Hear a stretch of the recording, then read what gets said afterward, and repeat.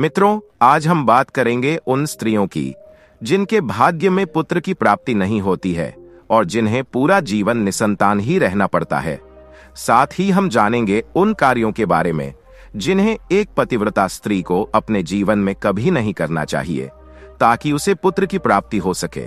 नमस्कार प्रिय दर्शकों, एक बार फिर आपका स्वागत है हमारे YouTube चैनल स्पिरिचुअल ज्ञान सागर में। प्रिय दर्शकों, एक जंगल में एक नीलकंठ पक्षी का जोड़ा रहता था। दोनों पति पत्नी एक दूसरे को दिलो जान से चाहते थे। प्रिय दर्शकों, नीलकंठ की पत्नी जिज्ञासु स्वभाव की थी। वह अपने पति से हर समय कुछ न कुछ पूछती रहती थी। एक रात जब दोनों पति पत्नी गंगा किनारे एक वृक्ष की डाली पर बैठे हुए थे, तो नीलकंठ की पत्नी अपने पति से कहती है, पिया जी, आज मेरा मन बड़ा ही व्याकुल है। आज मुझे बहुत ही ज्यादा बेचैनी हो रही है। आज मेरे मन में 3 प्रश्न उठ रहे हैं। यदि आप इन 3 प्रश्नों के उत्तर देकर मुझे संतुष्ट करेंगे तो मेरे मन को बहुत शांति मिलेगी। तब नीलकंठ कहता है, हे प्रिय, आखिर तुम्हारे कौन से 3 प्रश्न हैं? तो नीलकंठ की पत्नी कहती है, वह कौन सी स्त्री होती है जिसके भाग्य में संतान सुख नहीं होता है? दूसरा प्रश्न है कि कौन सा गहना पहनने से स्त्री या पुरुष की दर्दनाक मौत होती है? और मेरा तीसरा प्रश्न है कि कौन सा श्रृंगार करने से स्त्री को स्वर्ग में स्थान मिलता है? प्रिय दर्शकों, तब नीलकंठ कहता है, हे प्रिय, ये तुम्हारे तीनों प्रश्न बहुत ही ज्यादा महत्वपूर्ण है। जो भी व्यक्ति इन तीनों प्रश्नों के उत्तर को समझकर इस प्राप्त ज्ञान को अपने जीवन में उतार लेता है, उसे जीवन में सुख की प्राप्ति होती है। प्रिय दर्शकों, नीलकंठ कहता है, हे प्रिय, अब मैं तुम्हें तुम्हारे तीनों प्रश्नों के उत्तर एक छोटी सी कहानी के माध्यम से देने वाला हूं। इस कहानी के माध्यम से तुम्हें अपने तीनों प्रश्नों के उत्तर ठीक तरह से समझ में आ जाएंगे। परंतु मेरी एक शर्त है, जब तक मैं कहानी सुनाऊं तब तक तुम्हें इस कहानी को ध्यान से सुनना है। तो नीलकंठ की पत्नी कहने लगी, हे पिया जी, मैं आपको वचन देती हूं, इस कथा को मैं पूरे मन और लगन से सुनूंगी। आप कृपया उस कथा को आरंभ करें। प्रिय दर्शकों, आप सभी से एक विनती है कि आप भी इस कथा को पूरा जरूर सुनें। इसे आधा अधूरा सुनना पाप माना जाता है तथा शुरू करने से पहले वीडियो को लाइक करना ना भूलें। तो चलिए आरंभ करते हैं। प्रिय दर्शकों, नीलकंठ कहता है, हे प्रिय, किसी राज्य में एक छोटा सा नगर था। उस नगर में एक सेठ रहता था। उस सेठ के बेटों की शादी भी हो चुकी। सेठ की पत्नी और सेठ के बड़े बेटे की पत्नी दोनों का ही स्वभाव दुष्ट प्रवृत्ति का था। इसलिए सेठ की पत्नी अपने बड़े बेटे की पत्नी से बहुत ही ज्यादा प्यार करती थी, मगर छोटे बेटे की पत्नी जो थी वह बड़े ही अच्छे स्वभाव की थी और वह एक पतिव्रता स्त्री भी थी। पूरे घर का सारा कामकाज वह अकेले ही करती थी। इतना कुछ होने पर भी सेठ की पत्नी और बड़े बेटे की पत्नी छोटी बहू का हमेशा ही अपमान करती रहती थी। प्रिय दर्शकों, नीलकंठ कहता है, हे प्रिय, सेठ के बड़े बेटे की बहू को एक बेटा था और छोटी बहू को एक बेटा था और छोटी बहू को एक पुत्री थी। सेठ की पत्नी हमेशा पुत्र को लेकर छोटी बहू को ताना मारती रहती थी, लेकिन वह क्या कर सकती थी? वह हमेशा सुनती रहती थी। प्रिय दर्शकों, तब नीलकंठ कहता है, अब मैं तुम्हें छोटी बहू की कहानी अच्छे तरीके से समझाता हूं। इस कहानी से तुम्हें तुम्हारे पहले प्रश्न का उत्तर प्राप्त होगा। तुम्हारा पहला प्रश्न था कि कौन सी स्त्री के भाग्य में पुत्र की प्राप्ति नहीं होती है। तब नीलकंठ कहता है, हे प्रिय, उस सेठ की जो पत्नी थी वह पहले से ही बड़े ही दुष्ट स्वभाव की थी। उसके कुटिल स्वभाव से सभी घर वाले बहुत ही ज्यादा परेशान थे, परंतु अपनी सीधी सादी छोटी बहू को वह कुछ ज्यादा ही परेशान करती रहती थी। उसको सताने में उसको बहुत ही ज्यादा आनंद आता था। सेठ के छोटे बेटे की पत्नी का नाम सुकन्या था। बेचारी सुकन्या सुबह जल्दी उठ करके अपने कामकाज में जुट जाती थी। इतना करने पर भी सेठ की पत्नी की निगाहों में सुकन्या हमेशा खटकती रहती थी। एक दिन की बात है, सुकन्या घर में झाड़ू लगा रही थी तो सेठ की पत्नी बोली कि तेरे हाथ में जान नहीं है क्या? तू जल्दी जल्दी झाड़ू लगा, मैं मंदिर जा रही हूं। मेरे लौट कर आने से पहले तू भोजन बनाकर तैयार रखना, और आते ही मैं उस भोजन को ग्रहण करूंगी, और सुन, अन्न का एक दाना भी बर्बाद ना होने पाए। बेचारी सुकन्या करती भी तो क्या, वह अपनी सास की बातों को सुनती रही। तब घर की सफाई करने के बाद सुकन्या खाना बनाने में लग गई। खाना बनाते समय वह मन में सोच रही थी कि मैं इतना काम करने के बाद भी एक पल के लिए चैन की सांस नहीं ले पाती, और मेरी सांस हर समय मेरे काम में कोई ना कोई गलती निकलती रहती है। सुकन्या ये सब सोच ही रही थी। इतने में दरवाजा खटखटाने की आवाज आई, तो सुकन्या ने सोचा कि अभी तो भोजन तैयार ही हुआ है, लगता है मेरी सासू मां आज जल्दी ही लौट आई हैं। जब सुकन्या ने दरवाजा खोला तो उसने क्या देखा कि बाहर दरवाजे पर एक सन्यासी महात्मा खड़े हैं। दर्शकों, वह साधु महाराज सुकन्या से कहता है कि बेटी तेरा सुहाग अमर रहे, कुछ भोजन करा दे, मुझे बड़ी तेजी से भूख लग रही है। प्रिय दर्शकों, नीलकंठ कहता है कि हे प्रिय सुकन्या बहुत सुशील और संस्कारी थी। उसने सोचा कि साधु महाराज को भोजन करा तो दूं, परंतु यदि मेरी सास आ गई तो मेरी खैर नहीं। फिर कुछ देर सोच विचार करने के बाद में उसने सन्यासी को भोजन कराने के लिए अंदर आने को कहा, और इस समय सुकन्या के मन में विचार आया कि सास से डरना कैसा, यदि मेरी तो मैं उनसे कह दूंगी कि मैं अपने हिस्से का भोजन इन महात्मा को दे रही हूं। नीलकंठ कहता है सुकन्या साधु को अंदर ले गई और अतिथि धर्म का पालन करते हुए उस साधु को भोजन कराने लगी। अभी साधु भोजन कर ही रहा था कि सुकन्या की सास आ गई, और फिर साधु को घर के अंदर बैठा भोजन करते देख करके उसका गुस्सा 7वें आसमान पर जा चढ़ा, और एकदम से साधु महाराज से कहने लगी, यहाँ पर क्या किसी प्रकार का भंडारा या दावत नहीं चल रही है, जो तू राह चलते भीख मांगों को घर में बिठाकर खिला रही है। सुकन्या ने अपनी सास को रोकने की बहुत कोशिश की, परंतु उस दुष्ट स्त्री ने सन्यासी को धक्के मारकर घर से बाहर निकाल दिया और उसका खाना उठाकर फेंक दिया। अब उसका क्रोध सुकन्या पर टूटा और कहने लगी, अरे दुष्ट औरत, मैंने तुझे कहा था कि अन्न का एक दाना भी बर्बाद नहीं होना चाहिए, लेकिन तूने क्या किया, उस भीख मांगे को इतना सारा भोजन दे दिया। प्रिय दर्शकों, नीलकंठ कहता है, हे प्रिय सुकन्या डरते हुए बोली, सन्यासी को मैंने अपने हिस्से का भोजन दिया है, इसमें आखिर इतना गुस्सा होने की क्या बात है। द्वार पर आए अतिथियों को कभी खाली हाथ नहीं भेजते हैं, ऐसा शास्त्र कहते हैं। नीलकंठ कहता है, इस प्रकार काफी देर तक सास बहू की तकरार चलती रही। अंत में उस कुटिल सास ने सुकन्या को भी धक्के मार करके घर से निकाल दिया। अब वह बेचारी रोती हुई घर का दरवाजा खटखटा रही, परंतु उसकी सांस पत्थर जैसी बन गई, उसका दिल नहीं पसीजा। अब सुकन्या के पास में एक ही रास्ता बचा था कि वह अपने मायके में लौट जाए।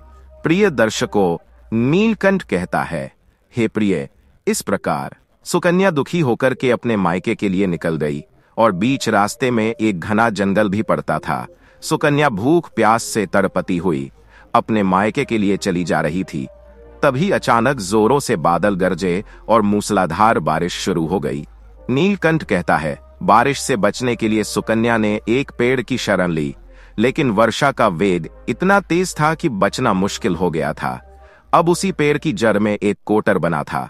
सुकन्या ये सोचकर उसमें घुस गई कि बारिश रुकने के बाद में वह बाहर निकल आएगी, और जब तक वर्षा हो रही है वह कोठार के अंदर बारिश से अपनी सुरक्षा कर सकती है। प्रिय दर्शकों, हे प्रिय सुकन्या उस पेड़ के कोटर में घुसी तो उस कोटर के अंदर उसे एक साधु मिले। फिर संत ने कहा, बेटी रोना बंद करो, मुझे मालूम है कि तुम्हारे घर वाले तुम्हारा अनादर करते हैं, क्योंकि वह दुष्ट प्रवृत्ति के हैं, और तुम्हें ताना इसलिए मरते हैं कि तुम्हारी जेठानी को पुत्र की प्राप्ति हो गई है और तुम्हें अभी तक पुत्र की प्राप्ति नहीं हुई। इसलिए तुम चिंता मत करो, मैं तुम्हें एक पर्ची देता हूं। इस पर्ची में जो उपाय लिखा है उसे पूरी निष्ठा से करना, और फिर तुम्हें एक गुणवान पुत्र प्राप्त होगा। प्रिय दर्शकों, इस प्रकार वह संत महात्मा पर्ची देकर वहां से अंतर ध्यान हो गए। उधर जब वर्षा बंद हो गई तो सुकन्या को ढूंढता हुआ उसका पति वहां पर पहुंच गया और फिर सुकन्या मायके ना जाकर उसी जंगल में एक कुटिया बनाकर रहने लगी। नीलकंठ कहता है, हे प्रिय, एक दिन की बात है, सुकन्या को पुत्र का ख्याल आया और सोचने लगी कि यदि मेरे पास में भी एक पुत्र होता तो ससुराल में मेरी भी इज्जत होती। वह ऐसा सोच ही रही थी कि उसे संत की दी हुई वह पर्ची याद आ गई, और जब सुकन्या ने पुत्र प्राप्ति के लिए उस पर्ची को पढ़ा तो उसमें लिखा था कि बेटी पुत्र प्राप्ति के लिए हमेशा स्त्री को रात्रि के समय पुरुष के बाएं तरफ सोना चाहिए। ऐसा करने से कुछ समय के बाद में बाईं करवट लेटने से नाक का दायां स्वर और दाहिनी करवट लेटने से नाक का बायां स्वर चालू हो जाता है, और फिर जब भी पुत्र प्राप्ति की इच्छा हो तो उस स्थिति में मिलन से पहले यह निश्चित कर लेना चाहिए कि पुरुष का दाएं स्वर चलने लगे और स्त्री का बायां स्वर चलने लगे। उसी समय गर्भ धारण किया जाना चाहिए। ऐसा करने से निश्चित ही पुत्र की प्राप्ति होती, और इसके विपरीत नाक के स्वर चलने से पुत्री की प्राप्ति होती है। प्रिय दर्शकों, पर्ची में आगे लिखा था कि मासिक धर्म शुरू होने के प्रथम 4 दिवस में मिलन से पुरुष रोग को प्राप्त होता है।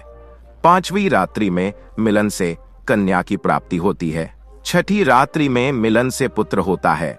7वीं रात्रि में मिलन से बंध्या पुत्री होती है।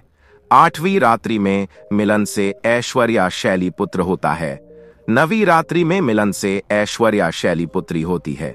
10वीं रात्रि में मिलन से अति श्रेष्ठ पुत्र होता है। 11वीं रात्रि में मिलन से सुंदर अच्छे संस्कार वाली पुत्री होती है। प्रिय दर्शकों, नीलकंठ कहता है, हे प्रिय, इस प्रकार सुकन्या ने 10वीं रात अपने पति से मिलन किया और गर्भ धारण किया। अब सुबह स्नान आदि क्रिया से निवृत्त होकर के पूजा पाठ करके सुकन्या का पति लकड़ी काटने चला गया। उसके पति के जाने के बाद तूफान आ गया। अब सुकन्या की झोपड़ी तूफान में उड़ गई और भारी बारिश होने लगी, और फिर सुकन्या बारिश से बचने के लिए एक पेड़ पर एक पता लिखती है। यह पता उसी कोटर का था जिस कोटर में सुकन्या बारिश से बचने के लिए पहले छुप गई थी, और सुकन्या ने पेड़ के ऊपर पता इसलिए लिखा था कि जब उसका पति वापस आए तो पेड़ पर लिखा हुआ पता पढ़कर के उसी कोटर के पास आ जाए। प्रिय दर्शकों, नीलकंठ कहता है, हे प्रिय, उधर सुकन्या उस कोटर में जाकर छुप जाती है। जो कोटर एक पेड़ की जड़ में बना हुआ था, उस पेड़ के पास में 2 राक्षसी का निवास स्थान था। इधर तो वह सुकन्या वर्षा से बचने के लिए उस कोटर में छुपी हुई थी, और उधर वह दोनों राक्षसी बारिश से परेशान होकर के उस पेड़ की तरफ चली आ रही थी। फिर तो पेड़ के नीचे आकर के एक राक्षसी कहने लगी, अब तो चला भी नहीं जाता, वरना मन तो कर रहा था कि सोना टापू पर चली जाऊं। तभी दूसरी राक्षसी बोली, इसमें क्या बड़ी बात है, ये पेड़ अभी उड़ा करके वहीं पहुंचा देगा जहां पर सोने का टापू है। प्रिय दर्शकों, ऐसा कहकर वह दोनों राक्षसी पेड़ की साख पर बैठ गई और पेड़ एकदम से उड़ने लगा। उधर थकी हारी सुकन्या कोटर में छुपी हुई थी। कोटर में घुसते ही नींद आ गई थी, लेकिन पेड़ के उड़ने से लगने वाले झटकों से सुकन्या की नींद खुल गई और पेड़ को उड़ता देखकर कि वह एकदम से घबरा गई। प्रिय दर्शकों, जब सुकन्या ने कोटर से बाहर देखा तो पेड़ की डाल पर 2 राक्षसी बैठी थी। अंततः सुकन्या ने स्थिति के साथ समझौता किया और सोचा कि जो होगा अच्छा ही होगा। फिर कुछ देर की उड़ान के बाद में वह पेड़ एक सोना टापू पर पहुंच करके उतर गया। उधर दोनों राक्षसी को भूख लग रही थी, इसलिए वह दोनों शिकार की तलाश में निकल गई। प्रिय दर्शकों, नीलकंठ कहता है, हे प्रिय, उन दोनों राक्षसी के जाने के बाद में सुकन्या कोटर से बाहर निकली और उसने चैन की सांस ली। अब जैसे ही सुकन्या ने सोना टापू पर फैली रेत को देखा तो एकदम से आश्चर्य में पड़ गई कि यह रेत तो चमचमा रही है, और जैसे ही सुकन्या ने रेत को हाथों में उठाया तो एकदम से चिल्लाने लगी, अरे ये तो सोने की रेत है। और फिर सुकन्या ने अपनी साड़ी की आंचल में वह जितनी रेत बांध सकती थी उसने बांध ली और पुनः आकर के उसी कोटर में छुप गई। प्रिय दर्शकों, नीलकंठ कहता है, इधर तो सुकन्या का उस कोटर में वापस जाना हुआ, उधर दोनों राक्षसी पेड़ पर वापस आ गई और वह आपस में कहने लगी, आज तो भर पेट खाना खा करके पूरी तृप्ति हो गई। अब चलो वापस लौट चलते हैं हम जहां से आए थे। और फिर इस प्रकार थोड़ी देर में वह पेड़ उड़ करके उसी स्थान पर पहुंच गया जहां से वह पेड़ उड़ करके गया था। प्रिय दर्शकों, नीलकंठ कहता है, हे प्रिय, वह सुकन्या तब तक उस कोट में छुपी रही जब तक किसी कार्यवश वह राक्षसी उस पेड़ से चली नहीं गई। और जैसे ही वह दोनों राक्षसी उस पेड़ से चली गई, वैसे ही सुकन्या सोने की रेत लेकर के उस कोट से बाहर आ गई और मन में सोचने लगी कि इतना सारा सोना देख करके मेरी सासू माँ खुश हो जाएगी और अब मैं अपने ससुराल वापस जाऊंगी और अपनी सासू माँ को इतना सारा सोना दूंगी। फिर वह मुझसे कभी भी नफरत नहीं करेगी और मुझसे प्यार करने लगेगी। प्रिय दर्शकों, नीलकंठ कहता है, तब तक सुकन्या का पति सुकन्या को ढूंढता हुआ उसी कोटर की तरफ आ जाता है और सुकन्या अपने पति को सारी बात बताती है और अपने पति के साथ वापस अपने ससुराल पहुंच करके अपनी सासू माँ से कहती है, देखो सासू माँ, मैं आपके लिए क्या लाई हूँ। और ऐसा कह करके वह सारा सोना अपनी सास को देती है और उसे सोना कैसे प्राप्त हुआ वह सारी घटना भी अपनी सास को बता देती है। प्रिय दर्शकों, नीलकंठ कहता है, सोना लेने के बाद में सुकन्या की सास एकदम से क्रोधित होकर के बोली, अरे मूर्ख औरत, तू बस इतना ही सोना लेकर आ गई। इतने सोने से क्या होगा, वह होती तो बहुत सारा सोना लेकर आ जाती। फिर अपनी सास की बात सुन करके वह सुकन्या कहने लगी, माँ जी, हमारी 3-4 पीढ़ियों के लिए इतना सोना काफी है। तो सास कहने लगी, अरे मूर्ख, सोना कभी काफी होता है क्या? जितना हो उतना ही काम है। अब देख, मैं जाऊंगी और कितना सोना लेकर आती हूँ। प्रिय दर्शकों, नीलकंठ कहता है, हे प्रिय, सुकन्या ने अपनी सास को बहुत समझाया, परंतु उस लालची दुष्ट स्त्री की समझ में एक भी बात नहीं आई। उसने सुकन्या की एक भी बात नहीं सुनी और जाकर के उसी पेड़ के कोटर में बैठ गई। उधर वह दोनों राक्षसी जैसे ही पेड़ पर आई तो एकदम से वह पेड़ उड़ता हुआ जा रहा था। उधर वह सुकन्या की सास मन ही मन में बहुत खुश हो रही थी कि आज मैं बहुत सारा सोना एक साथ बटोर करके लाऊंगी। प्रिय दर्शकों, नीलकंठ कहता है, इधर तो सुकन्या की सास अपने मन में खुशियां मना रही थी। उसी समय एक राक्षसी कहने लगी, चलो आज स्वर्ण द्वीप पर ना चल करके मत्स्य खाने का बहुत मन कर रहा है। और फिर जैसे ही राक्षसियों ने मछली खाने का मन बनाया, वैसे ही वह पेड़ मत्स्य द्वीप की तरफ उड़ चला। प्रिय दर्शकों, नीलकंठ कहता है, हे प्रिय, इस प्रकार राक्षसियों की बात सुनकर के कोटर में बैठी वह लालची स्त्री स्वयं पर स्वयं नहीं रख सकी और एकदम से बोल पड़ी, अरे तुम सोना टपू क्यों नहीं जा रही हो? मत्स्य से द्वीप मत जाओ, सोना टापू पर चलो।